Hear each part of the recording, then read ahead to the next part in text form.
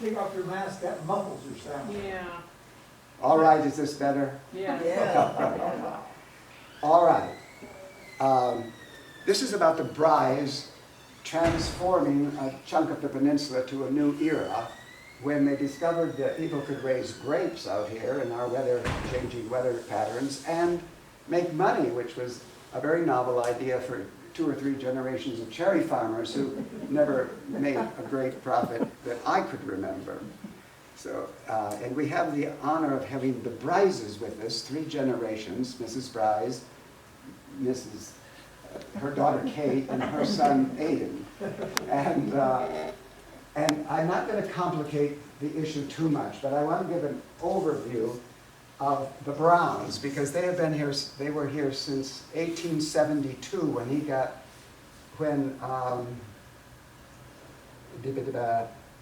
Frank Brown arrived here in 1873, got 40 acres where the Brys estates are now, and we'll see some pictures of that.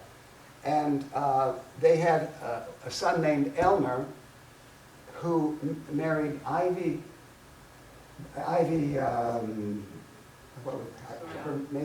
she had married Mr. Giles, so she was Ivy Giles living on the peninsula, and she and her sister Irma had come here from the state of Missouri, and I'm not too clear on that story, but it was Ivy and Elmer who were a childless couple themselves when I was a kid, and she had brought a stepson, Rudy, or Frank, into the thing, and he ended up inheriting their farm. And we'll talk about that a little later.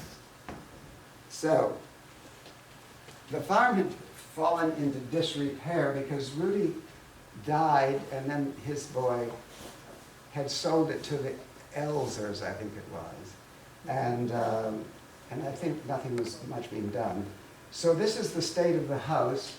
This, I have to tell you, was one of the cleanest houses on the peninsula when Ivy Brown was running it. And her niece, her sister Irma, married Mr. Lardy, and they lived next door to us on Center Road. And David and Margot and Skeeter, her nickname, were the same ages as we were, and so we saw a lot of them. But they remember going to Aunt Ivy's house, and she could let them, they were allowed to go in the parlor, but they had to sit on the floor. Because the seats were, they were the wrong size for the rest of the outfits. So this is what the far-sighted Bryses were faced with as they toured around to look at the property, interested in moving here. And so the remodeling began, and it was not just your average putting on some shingles. And but apparently it had good bones because it moved along reasonably quickly, the same way these slides are going. Because this is the moment, this is the act of humility I want you to see. Mrs. Brys, could you explain to them what this was? This was our temporary home while we remodeled, and we were there. It was great. It was clean. It was new. It was just great for us. We looked around for rentals, and there wasn't anything. And what year would this have been? That would have been 2000, I believe in 2000. And yeah. What's all the straw around that building for? So we called it our cruise ship on the ground, and it was the long, skinny kind. And so they told us, in the winter, because it's off the ground, you're going to get cold in there. So they recommended that we get bales of straw or hay, whatever, and then make a little barrier around the bottom. You see on the left, the bottom's open. Yeah. So that was our heating. Part of our heating. Well, the fact you survived is evident. Did you have that for more than a year? Oh, I think we got it in, let me think. We got it around about March of 2000, and then we were in there for about 9 months. Oh, so, and the big house was finished by? Yeah. Well, I think it's a rather sweet story about homesteading on the peninsula in our era. And this was restoration number 1. It got a little bigger later on. And they added a garage because Elmer and Ivy we didn't have garages in those days.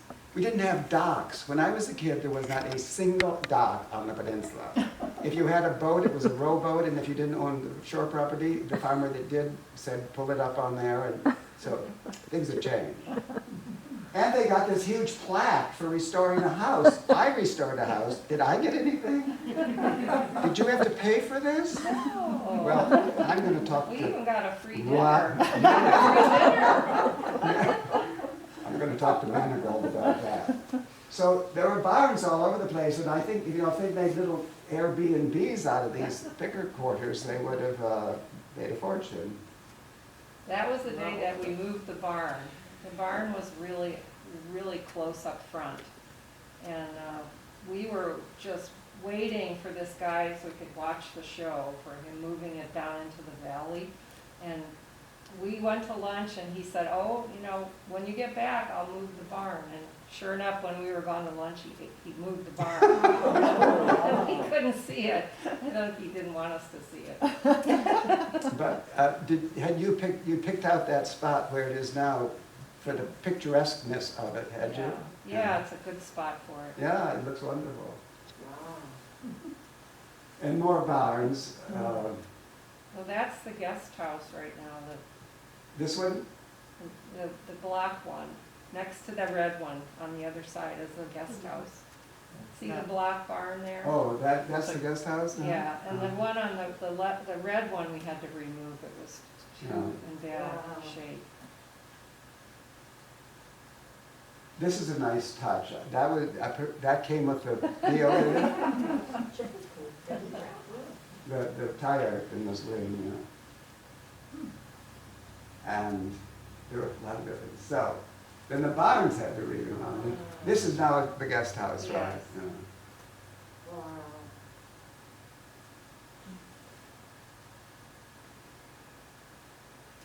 And there's where the barn ended up, and it's all bright red now. And that's the way to the secret garden, magic garden, sacred garden. Yes, there it is, and it's beauty. By the way, I drove from town today. The fall foliage is about 5 weeks late, but I've never seen it so incredibly beautiful. Oh, good. Oh, darn. I was going to offer a $5 reward for anyone who could identify a misspelled word. And I knew that would have your attention. And of course, my short-term memory disallowed me. And she's got it. She is the expert editor. Yes, Joanne Cole. What's the misspelled word, Joanne? Vineyard. Lavender. No, it's lavender. I know it's lavender because every time I write it, I have to look it up to make sure I spell it right. Well, you're going to have to beat the $5 out of me.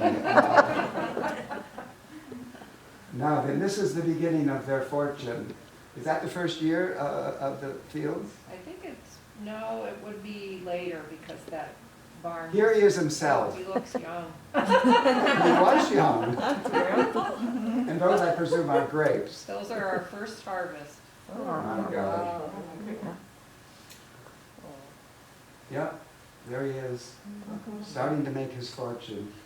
And then along came the lavender with an ER. Now then, we get back to the browns. These were my notes, and I will move on to the photographs. Now, this is kind of exciting because we have, first of all, this is Elmer Brown, and I love this picture of him. He always looked like a jockey to me. He was the tiniest thing, and I have to believe, I don't know who this is because Ivy never ran around in an outfit like that. She was very proper. It was a bad day. But this is definitely Rudy, and so I'm thinking that must be Ivy behind him because she got both hands on. That's her own son. And the old gent must be possibly, The younger one. Elmer is in the middle here, the younger one with the That's smirk. Giles.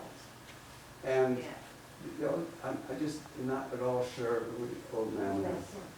But on this side, we have Ivy's sister Irma, who, both Ivy came here somehow and married Mr. Giles, and then he died and she married Mr. Brown. But Irma came as a single woman with her sister from someplace in Missouri, and she married Mr. Lardy, whose mother was Carroll, and he died after 3 children, and that's the first house. If you're going past the Township Hall, it's the first house on the left. It's made of cement blocks that look like stone, and there's the garage is right up by Center Road, and then there's a bunch of bushes, and that's the house. And those Irma had the 3 children who were the age that we are, so and we're related to them, so we saw a lot of them. That's David, is Irma's oldest, and this is Irma, and this would be the windmill that would have been supplying the water at the Browns. And Elmer's husband, Edward Brown, died in 1943, and Irma had 3 kids under 10. And so Ivy invited those 3 kids to live with them while they reorganized their lives. And that's when Margot, who now lives on Drummond Island, and who was my classmate both at the one-room schoolhouse at Mapleton and at St. Francis, she still lives there. And my sister Michelle thought it'd be wonderful to have her come and chat, but Margot talks about like this. And I thought I probably would have to kill her. So if you want a first-hand source, you should chase it up. Yeah, what is that hanging on her bike? Is she got a kite or something? branch. What is, oh, I don't know, I just thought it was, It might be a what is that? part of the pic, maybe it's just a flaw in the picture being older. I think Irma's sprouting wings. Is a branch? I have no idea. It's something because it's not a Looks scratch. like it's tied to And, it. and it's a girl's bike. Do you remember the days when we had boys and girls bikes? So, and Irma, I never knew her to be very lively, so this is an unusual picture. She was our choir master, I have to tell you. You didn't get out of step. Now, on the upper left, I know for sure the short boy is David, and I'm assuming the tall boy is Rudy. He's that much older than David. And then the little girls are, Margot's on the left. well, there's Margot, Skeeter's definitely Skeeter, but Mary Jane and Margot, this says Margot, so I think this is wrong, that Margot's on the other side and Mary Jane. So, these were Rudy Giles's. Mary Jane was Rudy Giles' oldest, and Margot was the middle child, and they were cousins because of Rudy. And so they were always around. And they did stay, as I mentioned, with their auntie, and they weren't allowed to touch anything, and they got 1 cookie a day, and that sort of thing. And it was a nice warm house to live in, but they seemed to resent her a little bit. I show you this only because any of you who would be interested to find out who owned the property originally that you owned, is a free service in Traverse City at the county courthouse, and you can go and they're very pleasant, and they make you, of course, dig through everything. But we had a lovely outing with the Brys' ladies here, and actually came up with the deeds from the original first generation of Browns, and we're able then to just trace it back. The second visit is always to the cemeteries out here, and we have 4 to choose from, you know. And this is the Ogdensburg Cemetery, which is a township cemetery, although because it's beside the Methodist Church, everybody thinks it's owned by the church, which is true about the Catholics. But then there's the one over at Nyantawanta, and then there's the new one, well, relatively in 1980, on Peninsula Drive. And I only just found out a month ago that there's a section of that cemetery, this has nothing to do with our speech, you can be buried just, I don't know, you can be buried just with your body in the ground for free in a certain section. But you can't put a tombstone on, but you have to plant a tree. Isn't that interesting?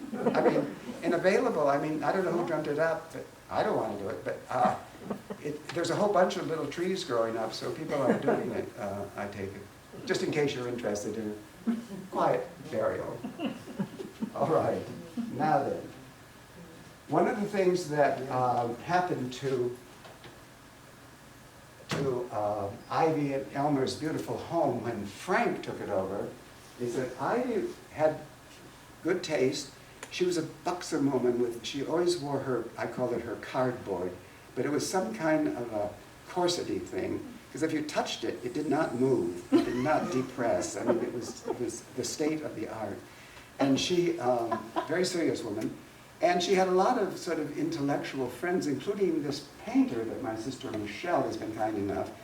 And I'm adding this because I think it's a part of our local lore that shouldn't be lost. Maud Miller Hoffmeister was a painter in Traverse City and well known when I was a kid.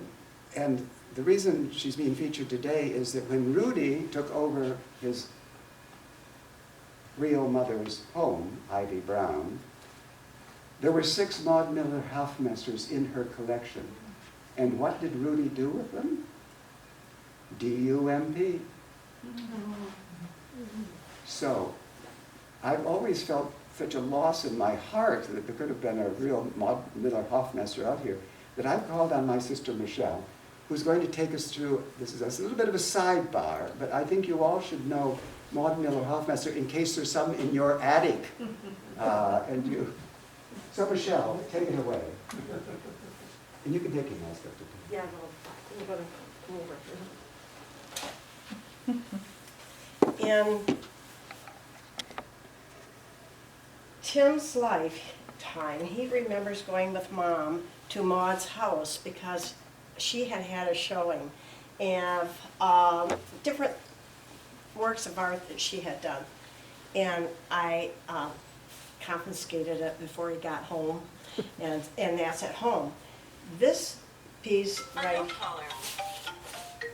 can you hear that? Sorry. Is it the president? I don't know how to get rid of it. Oh, there, no, there. So,